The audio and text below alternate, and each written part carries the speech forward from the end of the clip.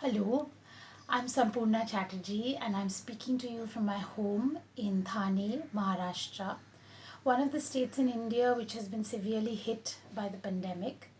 It strikes me how lucky I am to have the security, the safety of my home, as opposed to millions of dispossessed, homeless. And it makes me think of the condition that the world is in and how lucky as poets we have been to be able to speak to each other across our countries, across our different cultures. And I'm holding a book in my hand which represents some of those journeys. It's called Elsewhere, Where Else, and it's co authored with my longtime friend, Eurig Salisbury. And I'm going to begin my set by reading a poem called Night, which I wrote when I was in Eric's hometown, which is Aberystwyth. Before I read the poem, I'm going to read a little note that Eric wrote for the poem, which gives a certain background to it. Here, three Pacific anarchists is a reference to Saunders Lewis, D.J. Williams, and Lewis Valentine, three members of Plaid Cymru, which is today one of the largest political parties in Wales and the only one that advocates Welsh independence, who in 1936 claimed responsibility for setting on fire a bombing school building in North Wales. Despite strong opposition against locating the bombing school in a thoroughly Welsh speaking religious community, the British government went ahead with the plans. Locations in England were ruled out due to concerns about the effect of the building on local wildlife. The troubled trial and subsequent incarceration of Lewis, Williams, and Valentine in a London prison were an important milestone in the struggle for Welsh self determination in the 20th century. A famous photograph of the three hangs on the wall of the Clewdy pub in Aberystwyth.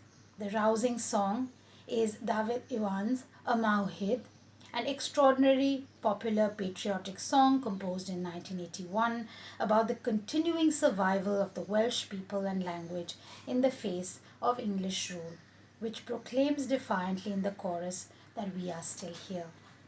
So here's my poem, Night. My incendiary love, burning down the violent places with my incomparable zeal for peace. Do not fight this war.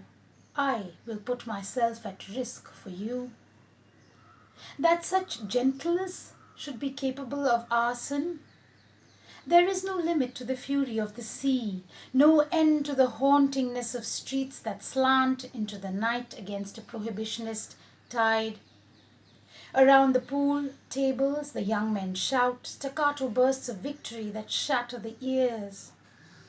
The artillery of losing, the songs of another generation. Has everything changed then?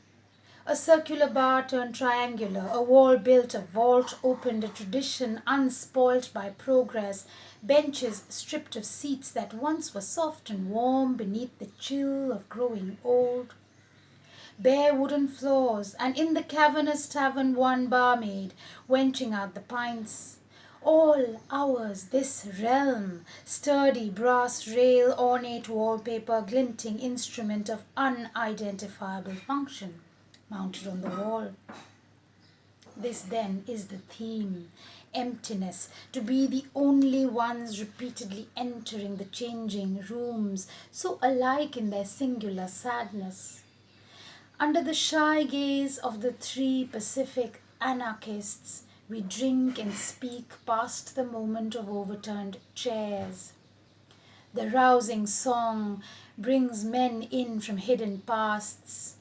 I record everything, as if that alone may save me from extinction.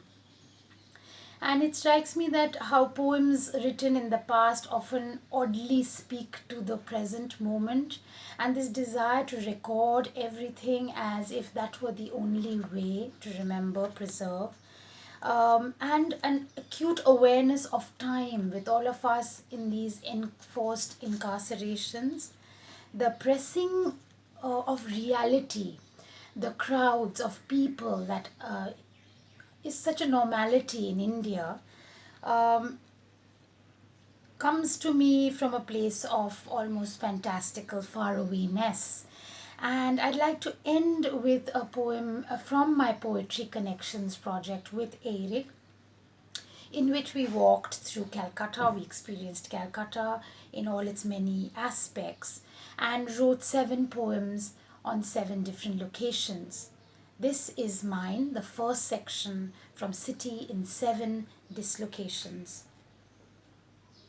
It's only after you arrived that time crushed itself into a throwable ball, turned into a boat with a sculler, gliding deftly across the lake I almost learned to swim in. Drew breaths unevenly, raced across roads, dodging taxis and trams as it moved towards the closing shutters, lost all sense of proportion and direction, turned into a passenger paying triple fare for no reason other than haste, doubled back, sinewing itself like an outworn muscle, landed up by the landing carts and brushed its very young teeth, put on its shades and squinted at the sun being ferried across a very grey haze that did not lift till evening and even then stayed oppositional to calm. Became the circular train that shrieked past at regular intervals, oblivious of the men on the tracks pissing openly, cooking up a storm. No one got on or off, and yet the crossings waited vigilant to life and peril, life at peril around us. Time was the Sunday reveller, worn out with heat, yet pressing on towards the night which fell like a blade and never got used to the hurt. Time was a torso, a head, only rarely a body, preferring to be detachable body parts, reassemblable by clever fingers into another handy goddess, warrior, player, lord. Time was the sprawl. And if it were not for the river staying just where it was all the time, how could we have found our way out of the pattern of pretending all was just as it should be?